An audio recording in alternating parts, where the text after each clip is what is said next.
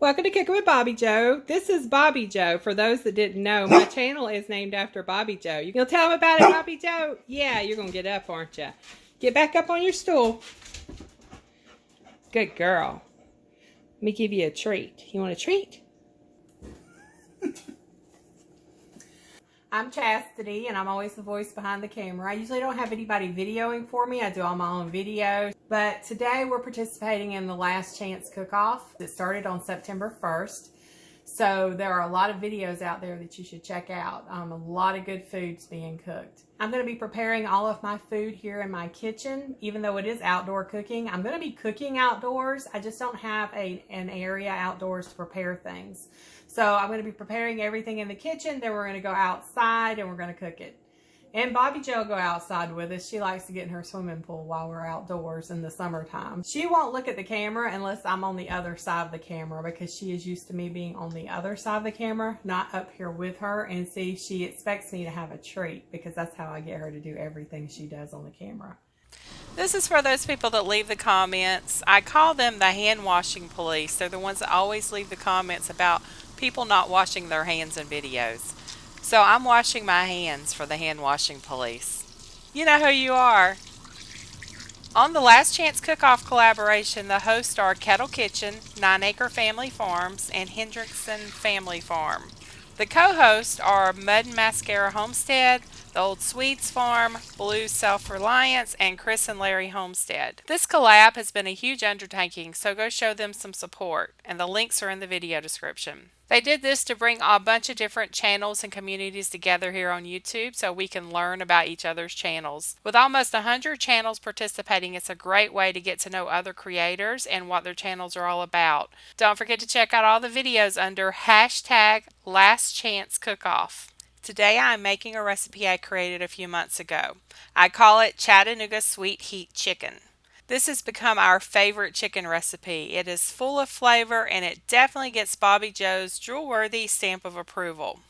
We're going to start by making a rub, and here is what you need for the rub. You're going to need smoked paprika, onion powder, garlic powder, Carolina Reaper flakes or your favorite hot pepper flakes, rosemary, and cinnamon.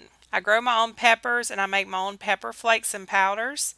I have a video on how I dried the Carolina Reapers out quickly, and I'll link it above. So all I do for the rub is I mix together 2 tablespoons of smoked paprika, 1 teaspoon of onion powder,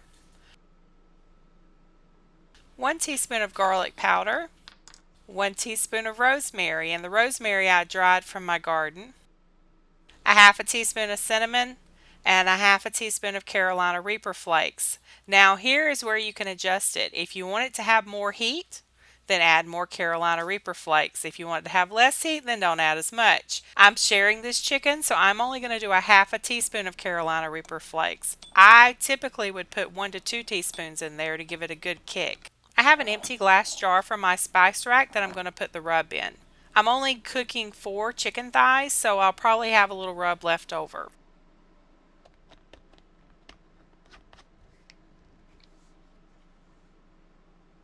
You want to make sure your chicken is as dry as you can get it, so I pat it dry with some paper towel.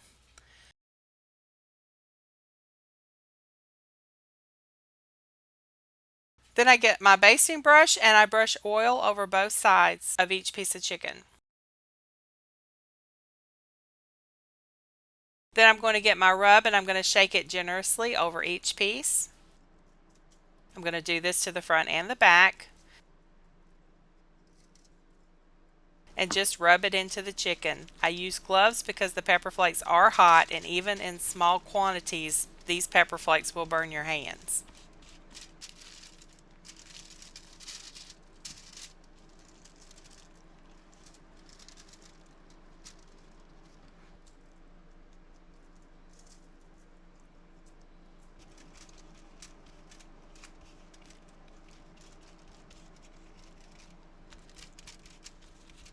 Now that everything has been rubbed, I'm going to cover the pan with foil because there are a lot of bugs outside.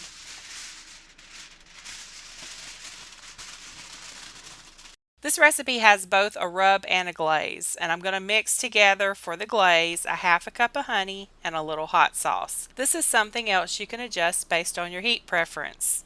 So I've got a half a cup of honey and I'm just pouring in some hot sauce. Mix it together and cover and set aside.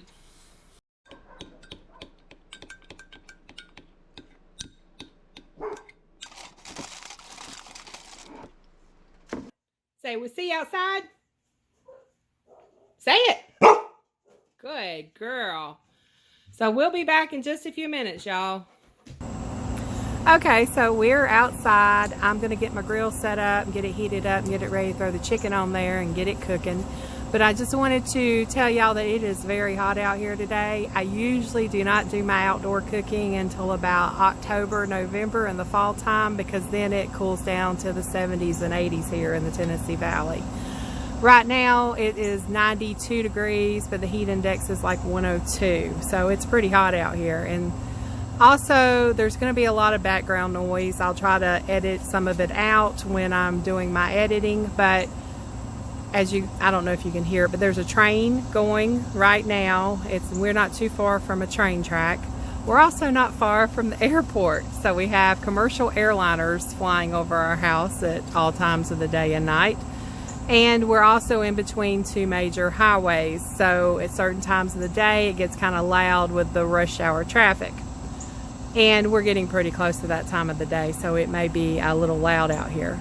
Not to mention, I have 5 dogs. We live in front of a park, so anytime there's anyone out there at the park, the dogs let us know about it. So 5 dogs can get pretty loud at times, but we'll try to keep them quiet for a little while just to get through this video. Oh, and you'll also hear sirens, because I hear those now in the background as well. And actually 2 of my dogs, they like to howl when there's a siren, so it can get pretty interesting around here.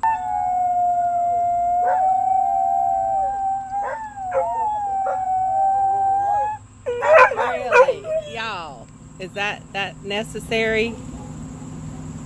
That ought to be enough, huh? Okay, I hope you enjoyed my dogs. They're always so entertaining. Okay, so I'm going to be cooking my Chattanooga Sweet Heat Chicken on the Lodge Kickoff Grill. After the charcoal is ready, I just pour it on here.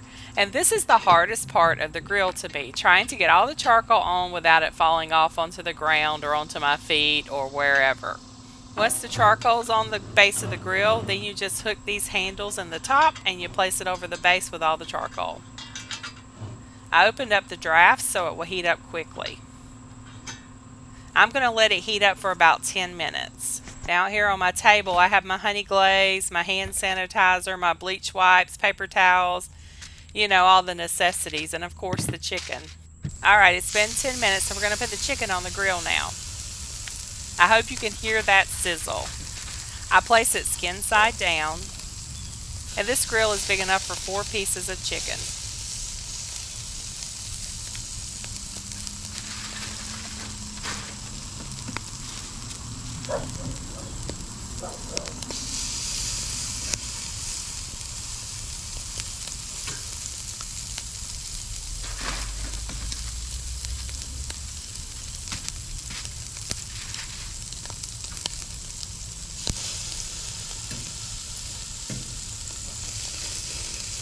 I'm going to let it cook about 5 to 6 minutes and then I'll flip.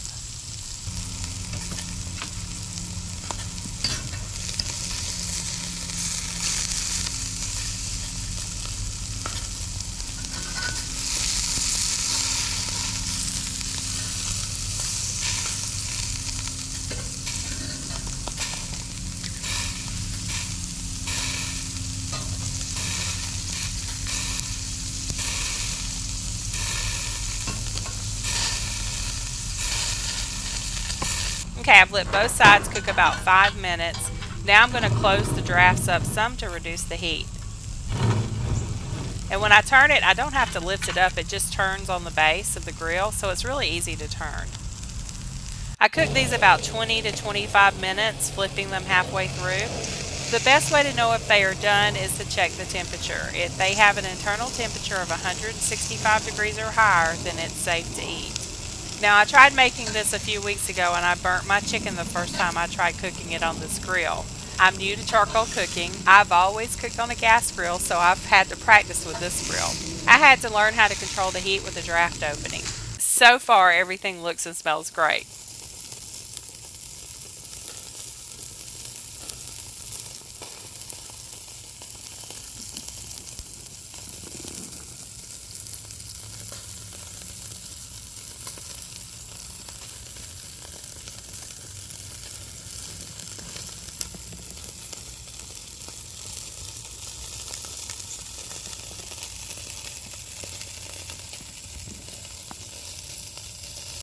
Okay, they're done, so we're going to remove them from the grill.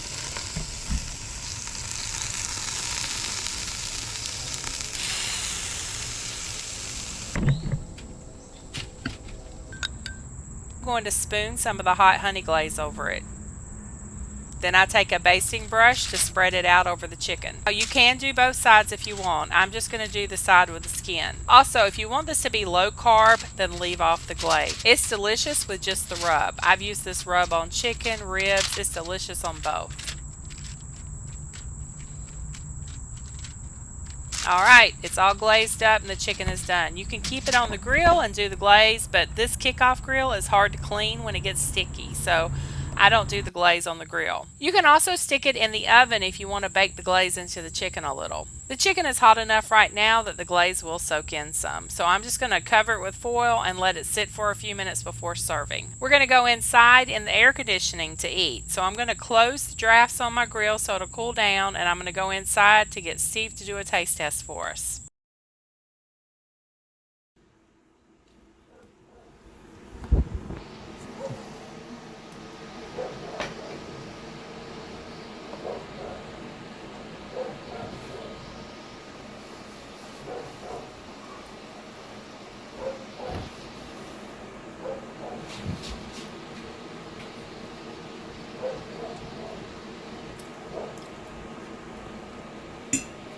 Look at Bobbi Jo.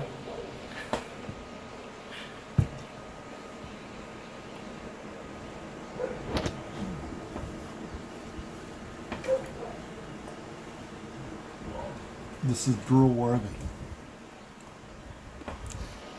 It's really good.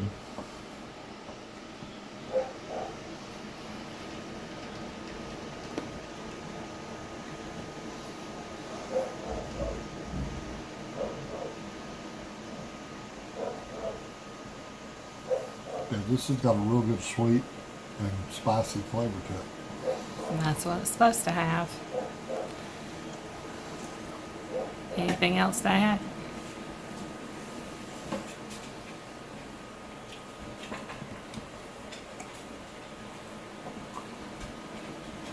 Chicken's good and juicy. What are you doing over there on the air conditioner vent? Are you wanting Dad's chicken? She is wanting your chicken, Dad. Well, there you have it. Chattanooga Sweet Heat Chicken. Sweet, spicy, juicy, and drool-worthy. Don't forget to check out the other videos in the Last Chance Cookoff collab. We've got a doggy birthday tomorrow. Diane will be 10 years old. We will post a doggy treat video on Wednesday showing what Diane had for her birthday. We also have my mother-in-law's birthday tomorrow and my dad's birthday on Tuesday. So we've got a lot of birthdays in September. I will post videos of their birthday treats too. We do celebrate human birthdays too, not just doggies. I know that's hard to believe. Thanks for watching. Stay tuned for more drool-worthy human and doggy treats. Y'all have a blessed day.